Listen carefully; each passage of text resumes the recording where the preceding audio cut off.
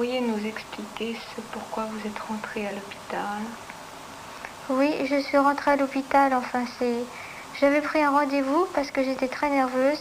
Au bureau, je ne pouvais plus taper, j'étais très impressionnée par les gens. Et les gens, j'avais l'impression que les gens me suivaient. Partout où j'allais, je voyais quelqu'un derrière moi. Et vraiment, ça me faisait peur. Et je craignais énormément les gens. Oui, pourquoi? Sans raison, comme ça, je craignais les gens, j'en avais peur. Vous aviez l'impression qu'ils vous suivaient? Oui, l'impression qu'ils me suivaient. Pas pour des méchancetés, mais je faisais des... Lorsque je déplaçais mon bras, j'avais l'impression que les yeux se détournaient contre moi. Quelqu'un m'en voulait.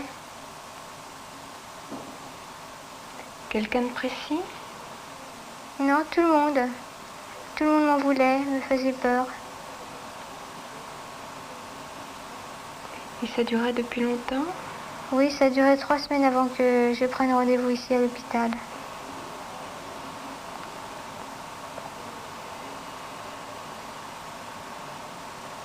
Il y a d'autres choses qui vous gênaient? Oui, je ne pouvais plus manier mes doigts, remuer mes doigts, et puis j'étais comme blindée, comme figée sur place. C'est-à-dire? Eh bien, quand je me détournais d'un seul bloc. Impossible de coordonner mes gestes et mes mouvements ensemble.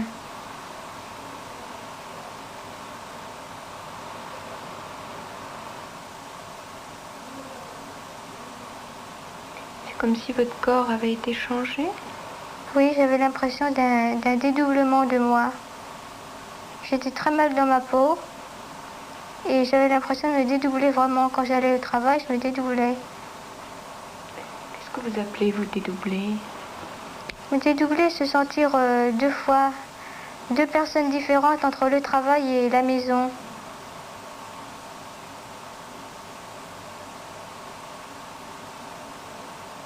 Vous pourriez préciser un petit peu? Oui. Au travail, je craignais énormément ma chef, qui était très gentille pourtant, mais je la craignais. Je l'ai toujours craint depuis le début, pourtant elle m'expliquait qu'elle était très gentille avec moi. Par contre, j'avais une autre personne qui m'a beaucoup soutenue.